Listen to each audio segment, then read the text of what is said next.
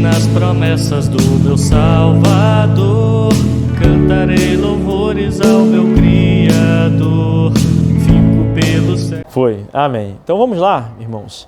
Hoje nós vamos tratar do que eu não tratei no domingo passado, que é dicas de evangelismo. Lucas capítulo 10, por favor.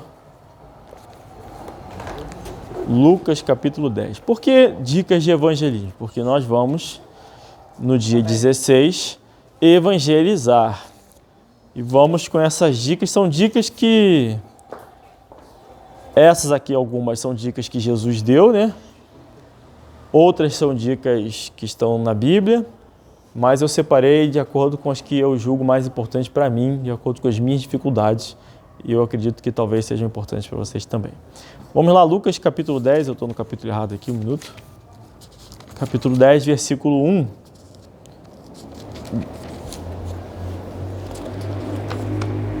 Diz assim, então, a palavra de Deus. E depois disso designou o Senhor ainda outros 70 e mandou-os adiante da sua face de 2 em 2 a todas as cidades e lugares aonde ele havia de ir. E dizia-lhes, grande é, em verdade, a ceifa, mas os obreiros são poucos. Rogai, pois, ao Senhor da ceifa que envie obreiros para a sua colheita. Pausa. Amém, né? Amém. Que Deus envie obreiros para a nossa colheita. Que lá no dia 16 estejam pessoas lá para fazer a colheita, evangelizar, que seja uma bênção. E que no nosso trabalho aqui também Deus envie obreiros para nós. Amém, irmãos? Amém. Essa é a nossa oração. Vamos continuar a leitura aqui. Ide, eis que vos mando como cordeiros ao meio de lobos. Não leveis bolsa, nem alforje, nem sandálias, e a ninguém saudeis pelo caminho. E em qualquer casa onde entrardes, dizei primeiro, paz seja nesta casa. E se ali houver algum filho de paz, repousará sobre ele a vossa paz. Se não, voltará para vós. E ficai na mesma casa, comendo e bebendo do que eles tiverem, pois digno é o obreiro do seu salário. Não andei de casa em casa. E em qualquer cidade em que entrardes e vos receberem, comei do que vos for oferecido, e curai os enfermos que nela houver. E dizei-lhes, é chegado a vós o reino de Deus. Mas em qualquer cidade em que entrardes e vos não receberem, saindo por suas ruas, dizei, até o pó que da vossa cidade se nos pegou, sacudimos sobre vós. Sabei com tudo isto, que já o reino de Deus é chegado a vós. Amém? Amém. Que o Senhor abençoe a leitura dessa palavra e a gente vai tratar de algumas dicas de evangelismo, certo? Então eu vou começar a reler o capítulo e vou conversando sobre ele, tá? O primeiro é Lucas, capítulo 10, versículo 1, diz assim, né? E depois disso designou o Senhor ainda outros 70 e mandou-os adiante da sua face de 2 em 2 a todas as cidades e lugares onde ele havia de ir. Então os primeiros conselhos, a primeira forma, a primeira dica, a primeira sugestão, a primeira ordem que Deus dá aqui em Jesus Cristo é o seguinte, ir sempre de 2 em 2. 2 em 2. Não vai sozinho, não é bom, no mínimo de 2 em 2, vamos dizer assim. Se tiver um número ímpar, alguém fica em trio. Sempre, nunca vá sozinho, vá de 2 em 2. Esse é o primeiro conselho. Isso é importante em diversos aspectos. Por exemplo, não é bom deixar 2 mulheres sozinhas irem por aí. Aí bate na porta de alguém, aí a pessoa convida para entrar, o texto diz que tem que entrar, vai deixar entrar 2 mulheres? Não. É sempre uma mulher e um homem junto lá, né, acompanhando. Se for um casal, vá o casal. Se tiver criança, aí vai criança junto ali também. Não é bom irem de 2 em 2. E às vezes até 2 homens assusta, né? 2 homens batendo na porta de alguém, a pessoa não quer nem abrir. Então, tendo a possibilidade, formem duplas, né? Homem e mulher, e vá os 2. Beleza. O segundo conselho que está escrito aqui, a ordem que Deus deu é o seguinte, ir em todos os lugares possíveis. Mandou-os adiante de 2 em 2 a todas as cidades e lugares onde ele havia de ir. Então é para ir sem discriminar, né? Ir. Eu vou bater, não, ali não vou não vai ali também. Vou falar com aquela pessoa, vai falar com aquela pessoa. Todos os lugares possíveis. E a terceira aqui, né, nesse primeiro versículo aqui, é o ato de ir mesmo, né? Lá em 1 Coríntios 9,16, Paulo vai dizer o seguinte, os irmãos podem abrir lá, 1 Coríntios 9,16. Depois deixa marcado aí que a gente vai voltar, né? Amém. Amém. 1 Coríntios, capítulo 9, versículo 16, diz assim: porque se anuncio o evangelho, não tenho do que me gloriar, pois me é imposta essa obrigação. Ai de mim se não anunciar o evangelho. Amém. Então ele está dizendo o seguinte, se eu vou, não estou fazendo nada demais. É minha obrigação ir. Não quer dizer que eu sou mais santo, menos santo, nada. É minha obrigação. Agora, ai de mim se eu não for. No versículo 17 tem um detalhe que ele diz o seguinte: por isso, se o faço de boa mente, terei prêmio. Mas se de má vontade, apenas uma dispensação me é confiada. Isso aqui, esse texto aqui, eu gosto dele particularmente, porque a gente às vezes pede para as crianças fazerem alguma coisa, né? Faz isso! Aí a criança não está com nenhuma vontade de fazer. Mas ele fez, ainda assim, de má vontade. E aí? A gente tem a tendência a esperar o quê? Que ele obedeça, faça de boa vontade. Mas mesmo assim ele fizer, tá bom também. O negócio é obedecer. Vai ganhar uma dispensação pequena, mas é alguma coisa. Então, se a gente vai obedecer, melhor obedecer do que, né, não obedecer. É a história do exemplo que Jesus deu, né? Tem 2 filhos, o pai pede para um fazer uma coisa e o filho fala assim: não vou fazer, pai, beleza. Aí o pai fica tranquilão, beleza, vai fazer. Aí ele não faz. E ele pede para o outro: faz não sei o quê. Aí o filho faz o quê? Ah, não, pô, vou fazer não. Mas vai e faz. Quem foi o filho que fez o certo? O que fez, né? Que obedeceu. Não é o que falou qualquer coisa para agradar o pai. Então é importante a gente ter isso em mente, que às vezes a gente exige isso, eu falo isso, a gente conversa aqui em casa, é isso, né? Exige das crianças que faça de boa vontade, sorrindo e sem reclamar. Mas às vezes deixa fazer reclamando mesmo, né? Desde que faça, tá bom. Porque nem tudo que a gente faz de boa vontade. Nem toda a louça que a gente lava com alegria, né? Então faz parte da vida. Muito bem. Mas não é esse o caso. O caso aqui em questão é para ir, e se você vai de má vontade, com raiva, não quero ir, vai. É obrigação. Beleza. E quando eu digo assim, vá, poxa, mas eu não sei o que falar, eu não sei, a gente tem que entender o seguinte: é o Espírito que convence, tá? O nosso papel é só ir. Eu não preciso ter a melhor técnica, eu não preciso ter a melhor palavra, melhor jeito, nada. Eu só tenho que apresentar a palavra de Deus, que a fé vem pelo ouvir e ouvir pela palavra de Deus. Tem que apresentar a palavra de Deus, permitindo então que o Espírito Santo manifeste na pessoa a capacidade de crer naquilo que está sendo dito. Então você precisa ir. Como ouvirão se não há quem pregue? E aos pastores e líderes, tem alguns pastores que estão me ouvindo agora, né, conversam comigo e tal. Aí eles ficam falando assim: eu não posso pregar uma coisa dessa na minha igreja. Eu ouvi recentemente, não posso pregar uma coisa dessa na minha igreja e tal. E eu sinto muito por ouvir isso. Eu estou falando isso aqui publicamente porque eu falei para a pessoa também, né? Deus dá o crescimento. Deus dá o crescimento. Deus, ele separa um pastor para umas ovelhas. Então aqui, vamos imaginar, eu sou o pastor, vocês são as ovelhas. Temos muitas ovelhas aqui? Não. O que isso nos mostra? Que nesse momento, essas ovelhas aqui são as que Deus confiou a mim, de acordo com a minha capacidade. Talvez se tivesse mais uma, eu não fosse ser capaz de lidar. A gente tem que ter tranquilidade de fazer a obra de Deus de acordo com o que Deus proporciona para nós fazermos. Mas se Deus achar, não, ele foi fiel no pouco, vai ser fiel no muito, ele vai dar uma igreja grande. Desde que eu não posso? Eu não posso me corromper para acelerar o processo de crescimento de uma igreja. Beleza. Então, o pessoal tem muito medo de ter uma igreja pequena. E o que a gente precisa fazer, que a gente aprende nesse texto? Falar. A gente tem que ir e falar. Se é pregar, pregue. Se é evangelizar, evangeliza. A gente tem que fazer. Versículo 2. E dizia-lhes: grande é em verdade a ceifa, mas os obreiros são poucos. Rogai, pois, ao Senhor da ceifa que envie obreiros para a sua colheita. Esse é um problema de todas as igrejas. Todas as igrejas têm pouca gente querendo evangelizar. Então nós temos que orar e pedir a Deus para enviar obreiros. E não só para enviar obreiros, mas que nós formemos obreiros. Que os homens aqui, especialmente, sejam obreiros, sejam evangelistas, todos os homens. Ah, mas eu quero ser médico. Vai ser médico, mas vai evangelizar também. 3. Ide, eis que vos mando como cordeiros em meio de lobos. E aqui tem duas dicas, né? Mais uma vez, a ordem. Ide.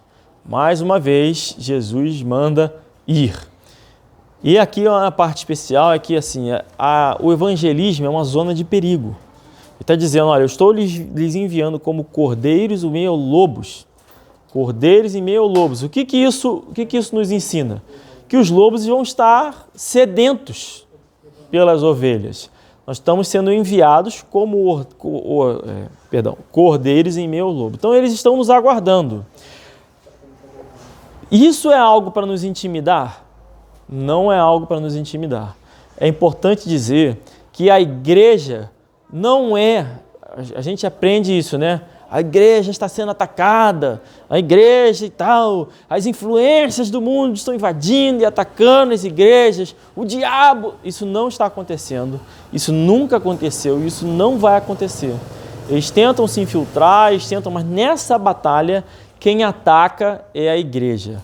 O diabo, o inimigo, ele trabalha com brechas e com outras coisas, né? Tentações e outras coisas assim.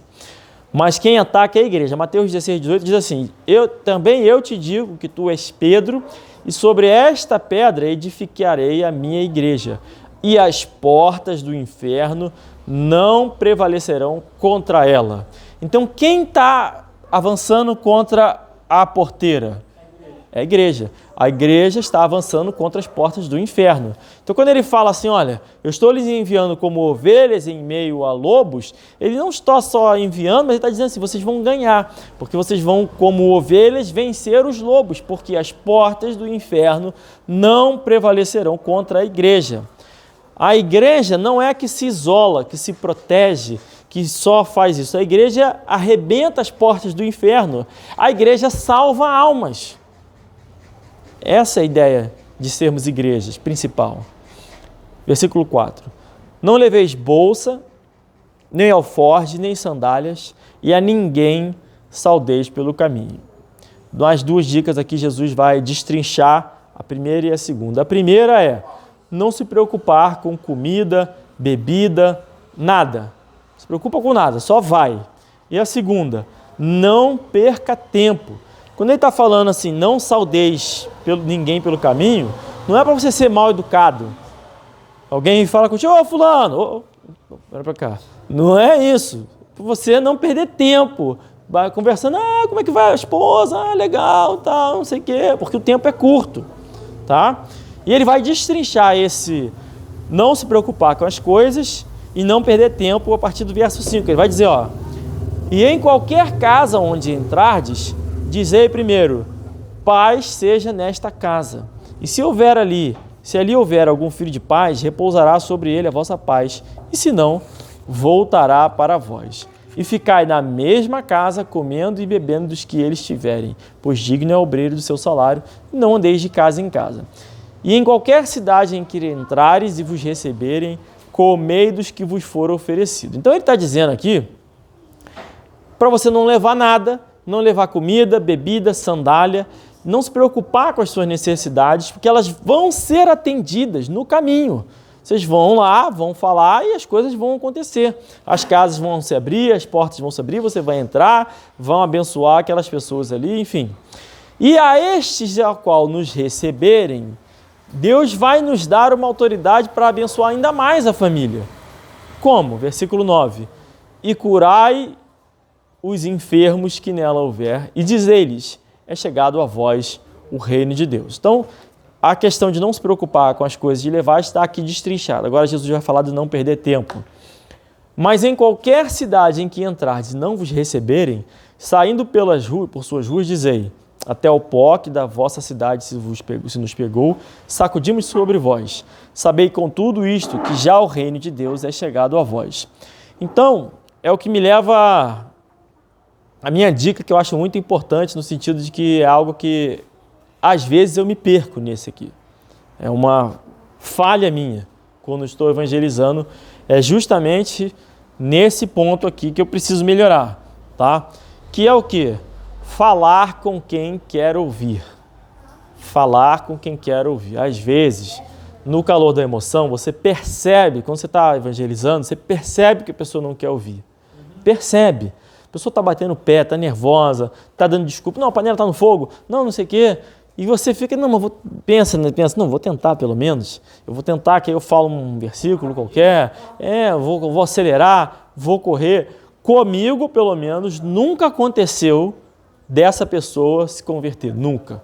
Nunca. Pode ser que alguém tenha algum exemplo, pode ser que durante a mensagem, pode acontecer. A pessoa decida querer ouvir, se interesse, mas comigo, pessoalmente, não aconteceu. Todas as vezes que alguém deixou claro que não queria ouvir e eu insisti, a pessoa acabou. Às vezes eu cheguei até o final da mensagem, da explanação lá, e a pessoa não aceitou mesmo, e eu perdi meu tempo, perdi o tempo dela. Enquanto isso, passam outras pessoas pela rua, tem outras casas que eu deixei de abordar.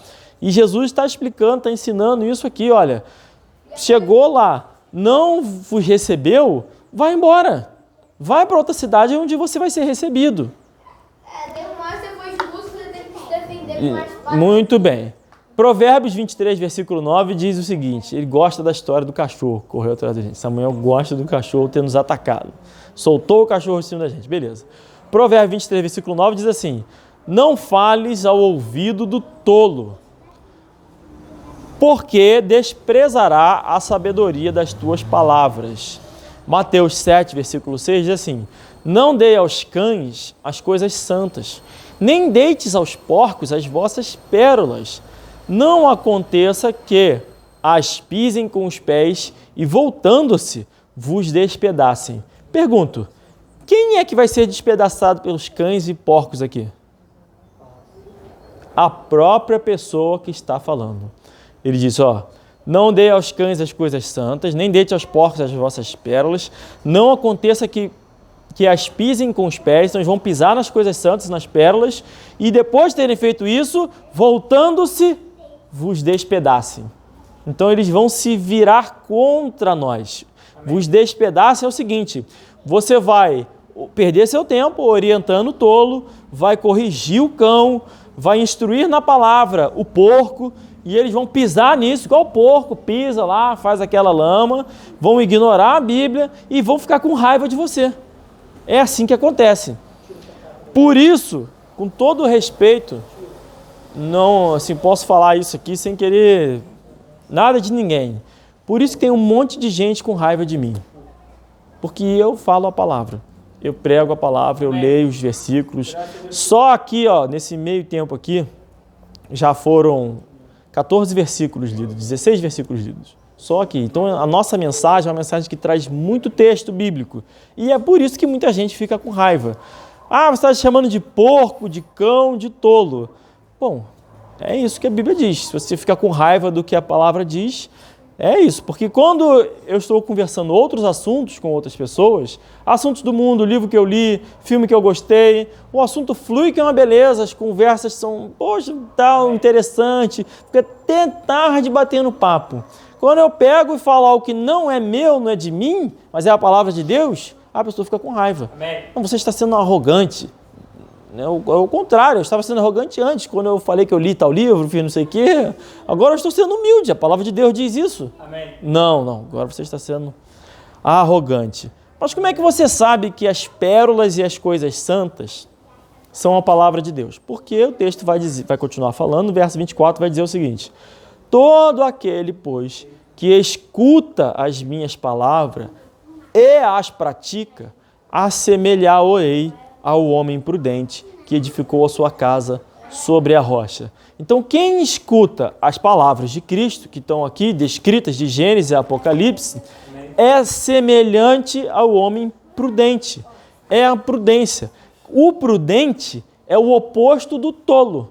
Então, quem escuta e pratica é o prudente. Quem escuta e rejeita é o tolo. Amém. Jesus falou aqui que era para você ignorar os que não querem ouvir e ir dedicar o seu tempo a outro. Não quer ouvir? Beleza, fala para quem quer ouvir. Amém. Quando nós não fazemos isso, insistimos com a pessoa, isso vale para a nossa vida pessoal também, tá?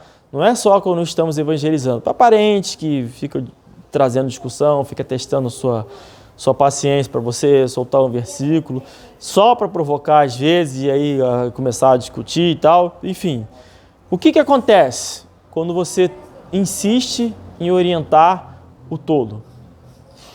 A pessoa se afasta. Então, a ideia é mais ou menos o seguinte: na nossa vida cristã, Jesus está dizendo, olha, se a pessoa não quer ouvir, vai embora, vai para outro lugar para quem quer ouvir. Quando você insiste na pessoa que não quer ouvir, Deus manda essa pessoa embora. Entendeu? De qualquer maneira, você vai fazer o que Deus quer. Você pode fazer o que Deus quer sendo inteligente. Eu não vou insistir com essa pessoa, vou abandonar essa pessoa e vou pregar para outro que quer ouvir. E vai. Ou você pode obedecer a Deus sendo tolo. Eu vou insistir com essa pessoa e Deus vai tirar essa pessoa de você. Como é que você fala uma coisa dessa? Zacarias capítulo 7, versículo 11 diz assim: eles, porém, não quiseram escutar e deram-me o ombro rebelde e ensurdeceram os seus ouvidos para que não ouvissem. Sim, fizeram os seus corações como pedra de diamante, para que não ouvissem a lei, nem as palavras do que o Senhor dos Exércitos enviara pelo seu Espírito por intermédio dos primeiros profetas. Daí veio a grande ira do Senhor dos Exércitos. Então, de onde vem a ira de Deus sobre as pessoas? Por não ouvir a palavra de Deus, se fazer de rebelde, se ensurdecendo intencionalmente aos seus ouvidos. Samuel, silêncio. Sarinha, silêncio. E o seu coração vai se tornando como diamante de pedra, vai se endurecendo, né? O diamante, dizem por aí, eu não entendo, seria a pedra mais forte do mundo, é isso mesmo? Quem sabe dizer? É? Nunca teve um? Nem eu. Então, eu não sei. Vai testar. Tá, arruma um diamante que a gente testa com um martelo, vê se quebra ele. Beleza. Mas, martelo quebra diamante? É mineral com mineral, né? Metal não. A discussão entrou num nível que eu não tenho nenhuma condição de falar. A gente testa... Gente, beleza, deixa o diamante e o martelo para lá. Vamos continuar a mensagem aqui. Versículo 13. E aconteceu que, assim como ele clamou, e eles não ouviram, também eles clamaram, e eu não ouvi, diz o Senhor dos Exércitos. Então tem gente por aí orando a Deus, pedindo, e Deus está ignorando. Por quê? Amém. Porque eles não ouviram a Deus. Jesus está falando, olha, Deus está falando, né? Assim como eles não me ouviram, não deram ouvido à minha palavra, não deram ouvido à minha pregação, se fizeram de rebelde, não ouviram a minha lei, nem as palavras que o Senhor deu, eu também não vou ouvir o seu clamor. Assim os espalhei. Entendeu? Deus espalha essas pessoas, bota para longe, com um turbilhão por entre todas as nações que eles não conheceram. E a terra foi assolada atrás deles, de sorte que ninguém passava por ela, nem se voltava, porque fizeram da terra desejada uma desolação. Amém. Muito bem. Oséias, eu não anotei aqui não, mas eu tenho quase certeza que esse texto aqui está em Oséias capítulo 4. Esse texto foi um texto que eu tenho meditado aí já há um tempo. Oséias capítulo 4, versículo 1 diz assim, olha, ouvi, é sempre isso, né? Ouvir a palavra de Deus, né? Sempre isso. Comecem, ouve, presta atenção, olha o que eu estou falando. Poxa, já falei, os seus pais foram rebeldes, estou falando de novo, você continua. O outro já afastou, estou falando de novo. Já aconteceu, já abriu o buraco, já engoliu um monte de gente, já matei fulano, já matei... Ouve! Lá Zacarias está acabando já o Velho Testamento, está falando, ouve! No caso aqui em Oséias, perdão. Ouvi a palavra do Senhor, vós, filhos de Israel, porque o Senhor tem uma contenda com os habitantes da terra. Então Deus está dizendo, olha, eu tenho uma contenda com vocês que habitam na terra. O que é contenda, gente? Quem sabe o que é contenda? Conflito ali, né? Tem um problema com os habitantes da terra. Qual o problema? Porque na terra não há verdade. O que é a verdade? Não é isso? Jesus Cristo é o quê? O caminho, a verdade e a vida.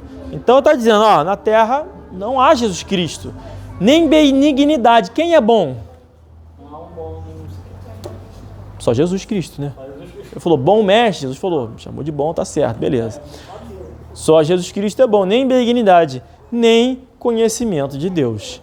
O que permanece? Só permanece o perjurar, o mentir, o matar, o furtar, o adulterar, fazem violência, um ato sanguinário segue imediatamente a outro.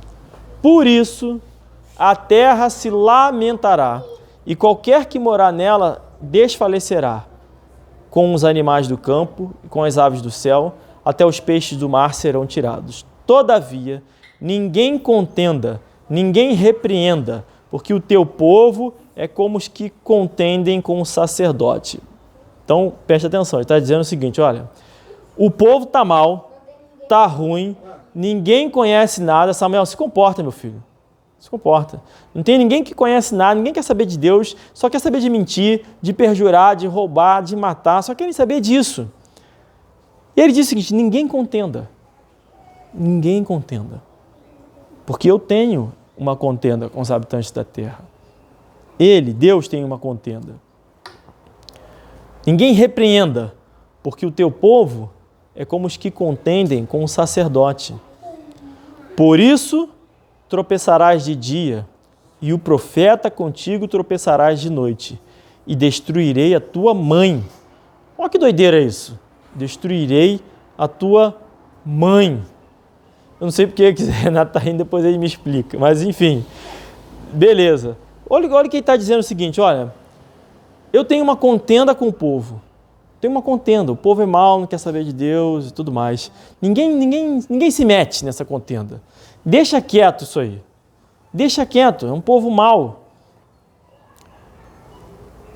O povo vai tropeçar de dia e o profeta vai tropeçar contigo à noite. E destruirei a tua mãe. Está aí a missão de um profeta. E quando eu digo profeta, eu estou falando do pastor, eu estou falando de um pai de família, estou falando de um líder de alguma coisa, de igreja, todos os que têm responsabilidade para com outras pessoas da igreja, né? E no caso dos pais, ele está dizendo o seguinte, olha, se você não cuidar, se você não ensinar os seus filhos, se você não se preocupar, não pregar a palavra, o povo vai tropeçar e você vai tropeçar com eles. E eu vou destruir a tua mãe. Aí esse negócio de destruir a mãe, eu já ouvi um monte de interpretação, né? Não é bem a mãe. Quer dizer que vai destruir as pessoas que você ama, ou qualquer outra coisa. Tá, beleza. Alguém pode ter certeza absoluta que não está falando da mãe com esse texto? Mãe.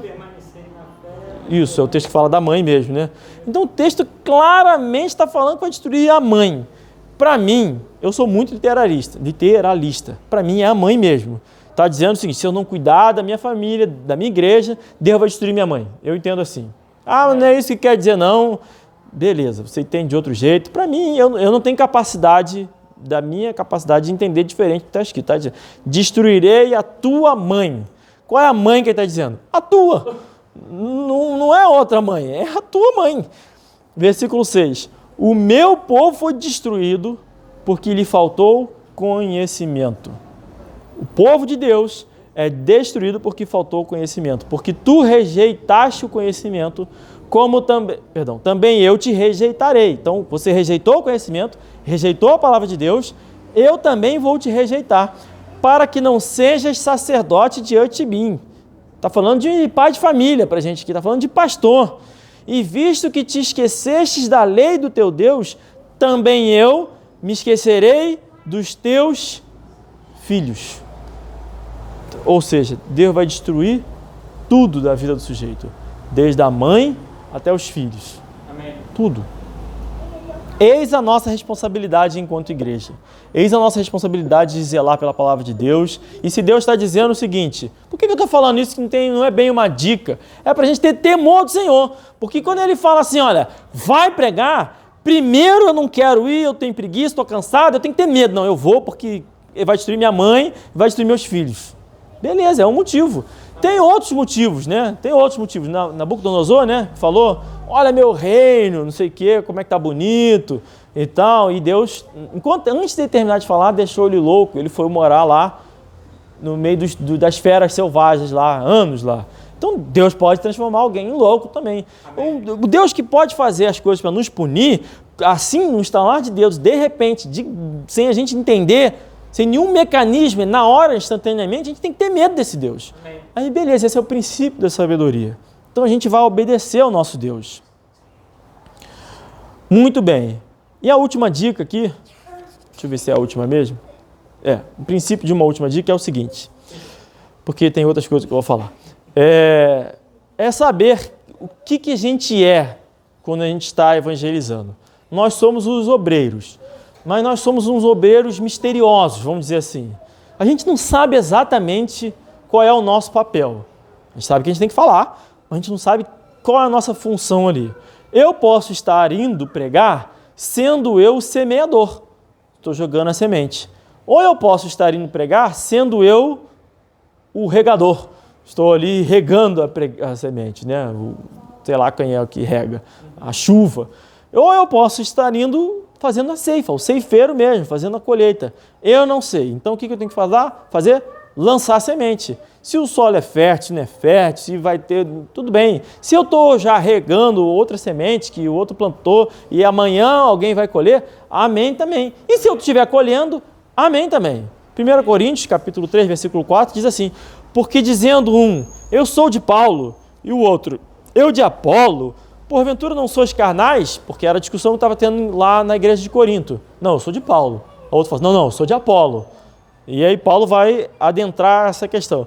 Pois quem é Paulo? Quem é Paulo, gente? Quem é Apolo? Senão ministros pelos quais cresce conforme o que o Senhor deu a cada um. Então, Paulo, Apolo, são dois servos do Senhor. É o Senhor, é o servo do Senhor. Então, ninguém é de Paulo, ninguém é de Apolo. Somos todos servos do Senhor. E aí Paulo vai dizer, eu plantei, Apolo regou, mas Deus deu o crescimento. Beleza, eu plantei, Apolo regou, Deus deu o crescimento. Por isso, nem o que planta é alguma coisa. Porque a gente sabe que Paulo disse que é só obrigação. Está fazendo nada demais, ele não é nada. Então, quem planta não é alguma coisa. Nem o que rega, mas Deus que dá o crescimento. Então, Ele que é alguma coisa. Ora, o que planta e o que rega são um. Samuel, vou perguntar no final, hein? O que planta e o que rega são um. Os dois são um. Mas cada um receberá o seu galardão segundo o seu trabalho. Amém. Lembrando que se for de bom grado, é um galardão legalzão. E se for de mau grado, é um negocinho de dispensaçãozinha ali. Mas é melhor isso aqui do que nada. Amém? Amém. Amém. Por quê? Nós somos cooperadores de Deus, só isso. Cooperadores de Deus. Vós sois a lavoura de Deus e edifício de Deus, segundo a graça de Deus que me foi dada, pus eu, como sábio arquiteto, fundamento. Você é muito arrogante, hein? E outro edifica sobre ele. Porque vão dizer, né? Paulo, você é muito arrogante, Paulo. Como é que você vai dizer que botou fundamento? Mas veja cada um como edifica sobre ele, porque ninguém pode pôr outro fundamento além do que já está posto, o qual é Jesus Cristo. Então é todo mundo servo de Deus. Um coloca o fundamento, que é o que pregou, é o que semeia, o outro vai lá, vai com a massa, joga a massa, o outro vai, passa lá o reboco lá, posso estar falando que os dois são a mesma coisa, né? Eu não sei a diferença da massa e reboco, o outro passa a massa corrida, o outro faz qualquer negócio, mete lá o encanamento e no final está lá bonitinho o prédio lá, beleza. Todo mundo trabalhou naquilo ali. Agora, o que não pode faltar? Jesus Cristo. O que a gente precisa ilustrar para a pessoa? Eu vou falar de Jesus para alguém. O que eu preciso? A pessoa precisa entender alguns pontos. Que nós somos todos pecadores, tá? Se a pessoa não se enxerga pecadora, ela não vai ser salva. Amém. Ponto final, porque Jesus Cristo não veio para os sãos, ele veio para os fracos e doentes. Então você fala de Jesus, a gente pergunta, né, a pessoa, se você morresse hoje, você tem certeza que iria para o céu? Aí a pessoa fala assim, tenho. Por quê? Porque eu sou bom demais. Tá difícil o negócio. Aí você vai tentar mostrar para ela que ela não é boa demais, que todos nós somos pecadores. Se ela não se convencer e continuar acreditando que é boa demais, Com certeza não. tem gente que fala isso. Se ela não se convencer de que é pecadora, desiste. Porque sem você entender que é pecador, não tem sentido Jesus morrer na cruz. Jesus só morreu na cruz porque nós somos pecadores, para pagar pelo nosso pecado. Beleza. E a gente precisa entender que o pecado nos separa de Deus. Não tem como. Jesus Cristo falou, sejam perfeitos porque eu sou perfeito. O critério é ser perfeito. Né, Noé? Noé está ali falando pra caramba lá, dormindo. Tá. Então é ser perfeito, para ser igual a Jesus Cristo. Ninguém consegue, porque tem o pecado que nos separa. Não dá para chegar lá em Jesus Cristo. Não dá, tem o pecado, não dá. E aí Jesus resolve isso. Como é que ele faz? Ele morre na cruz, ele paga o preço. O pecado tinha um preço, ele foi lá e removeu o pecado, acabou. Não tem mais pecado, está removido. Está livre agora, dá. Mas para isso acontecer, a pessoa tem que entender o quê? Que ele precisa aceitar, porque o pecado, a salvação é um presente. E eu posso rejeitar o presente, eu posso aceitar. Deus não impõe. Vamos supor que eu seja Deus e eu vou falar assim, olha, agora eu paguei o preço do seu pecado, você vai para o céu. Aí você, não, que história é essa? Sou sujeito homem, eu pago meu preço. Quem você vai pagar minhas dívidas? Eu pago minhas dívidas. Quanto eu estou devendo? Uma morte? Eu vou morrer. Vamos supor um cenário hipotético. Deus não vai falar assim, não, tá aqui, você vai. Você, não, Deus, eu não quero, afasta de mim. Não vai acontecer. Você tem que aceitar, tem que invocar. Vamos lá em Romanos 10?